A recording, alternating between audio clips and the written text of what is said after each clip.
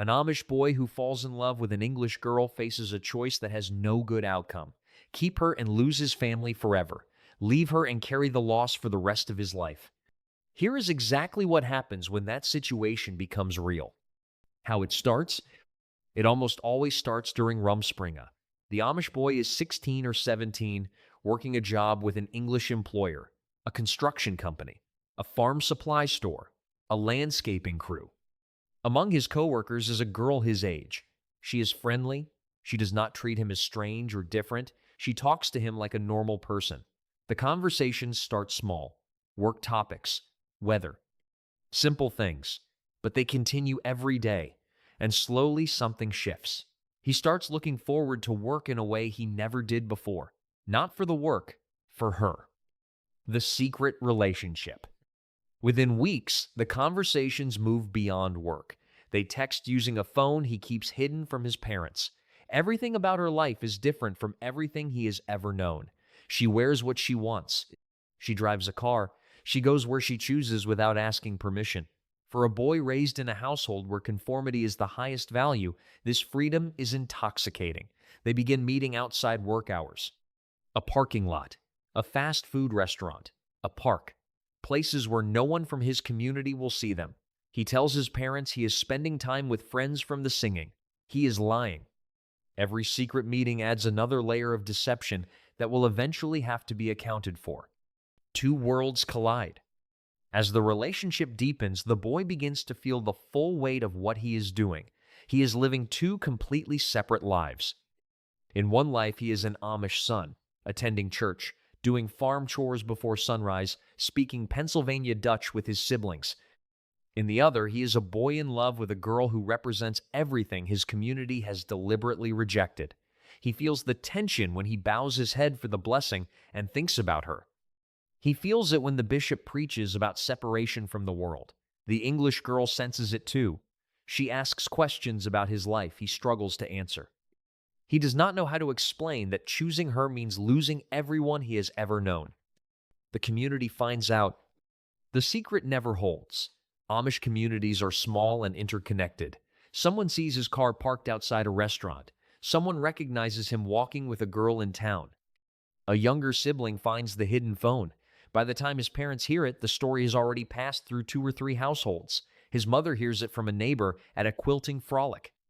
His father hears it from another farmer at a barn raising. The confrontation happens that evening after supper when the younger children have gone to bed. His father asks directly, "Is it true?" The boy cannot lie to his father's face. He says yes.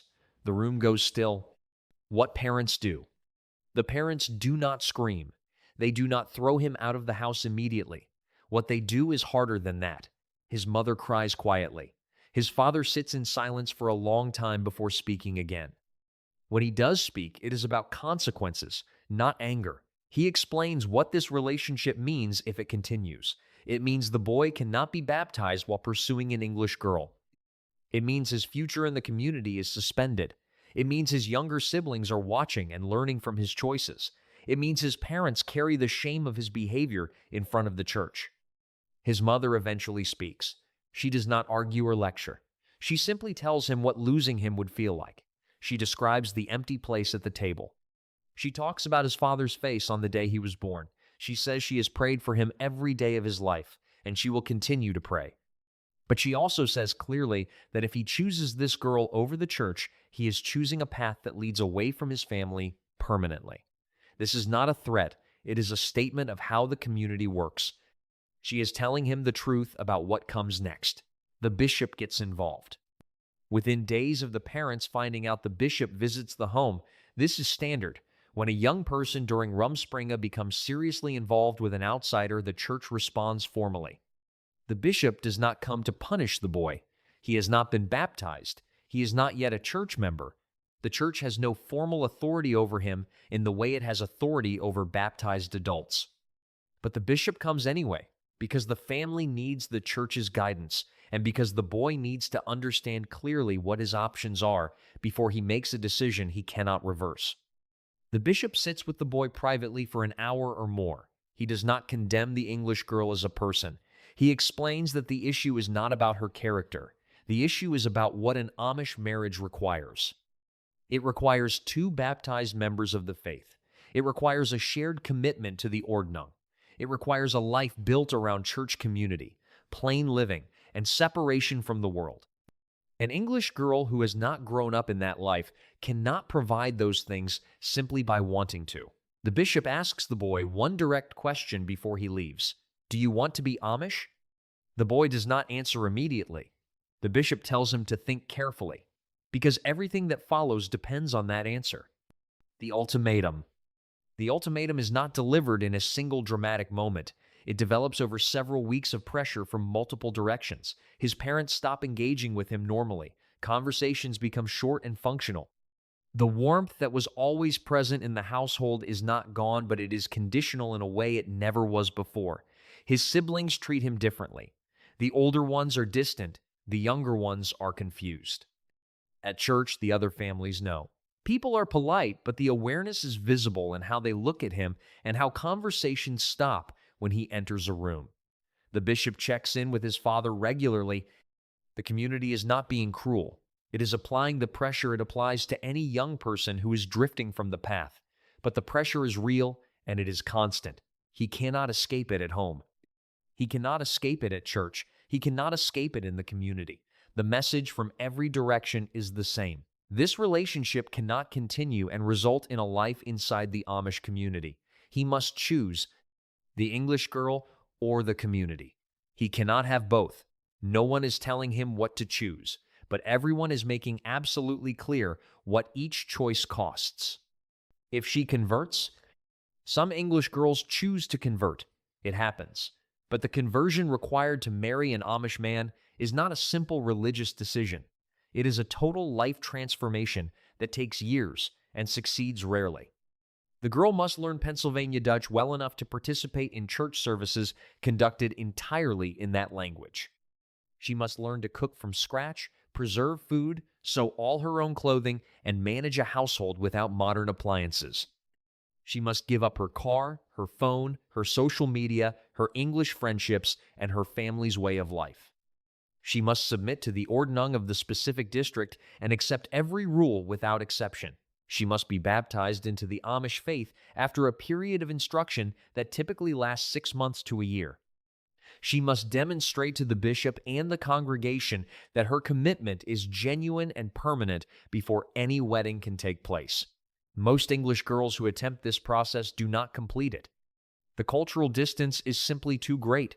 They miss their families, they miss their independence, they miss technology in ways they did not anticipate. They leave before baptism. The relationship ends. The boy is left in his community having watched the one person he loved attempt the impossible and fail. If he leaves. If the boy chooses the English girl and leaves the community, the consequences are immediate and permanent. If he has already been baptized, he is excommunicated and shunned. His family cannot eat at the same table with him. They cannot do business with him. They cannot ride in the same vehicle. His place at the family table is set at every meal, but he is not there to sit in it. If he has not yet been baptized, the shunning is less formal, but the social separation is nearly as complete. His parents grieve as if he has died. His siblings are told to limit contact. The community that raised him closes around the gap he left and continues without him. He enters the English world with no high school diploma, no driver's license, no credit history, and no understanding of how modern systems work. He cannot rent an apartment, open a bank account, or apply for a job without help navigating processes he has never encountered. He has the girl. But he has lost his language, his community, his family's daily presence, and the only identity he has ever known.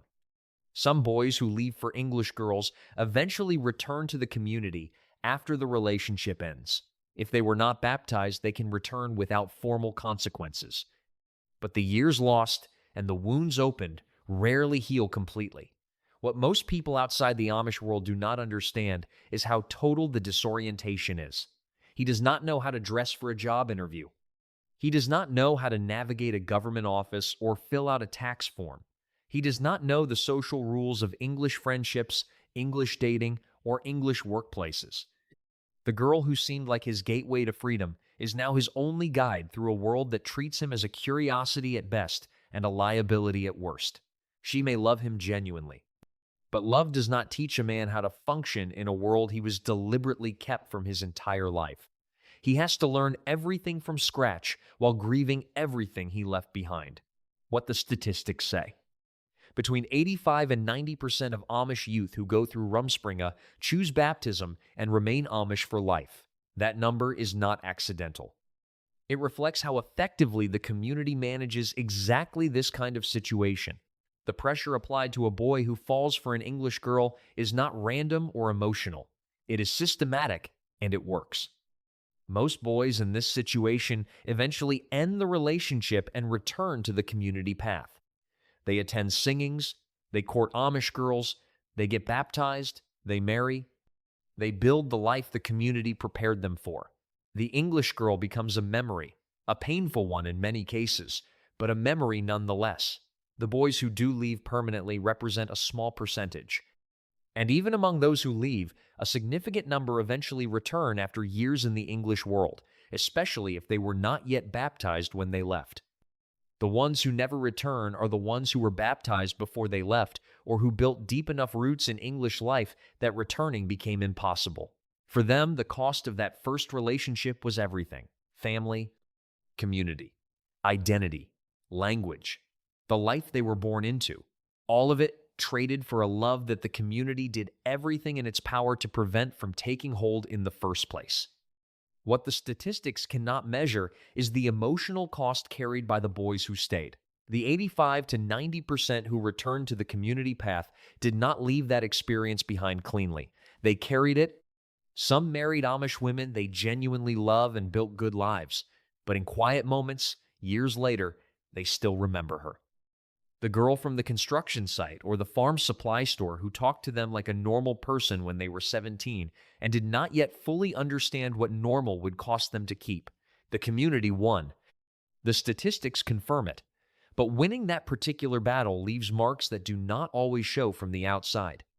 What happens when an Amish teenager falls in love with an English girl is a story that plays out in Amish communities across America with painful regularity. It begins innocently during Rumspringa, when a boy working alongside English people for the first time encounters a girl who treats him like a normal person. The relationship develops in secret through hidden phones and stolen hours in parking lots and fast food restaurants. Eventually, the community finds out. It always does. The parents respond with grief rather than rage. The bishop visits and explains clearly what the options are. The community applies steady pressure from every direction. The boy is forced to choose between the girl and everything else he has ever known. If she attempts conversion, she will almost certainly fail. The cultural distance is too great and the requirements too total. If he leaves, he enters the English world without a diploma, without a license, without a credit history, and without the community that shaped every part of who he is. He has the girl, but he has lost his family's daily presence and the only identity he has ever lived. Most boys in this situation eventually choose the community. The statistics confirm it. 85 to 90% return to baptism and Amish life. They carry the experience privately for the rest of their lives. A few do not return. They pay the full price of that choice every day. Not because the English world is cruel, but because leaving the only world you have ever known always costs more than you expected when you were 17 and in love and certain it was worth it.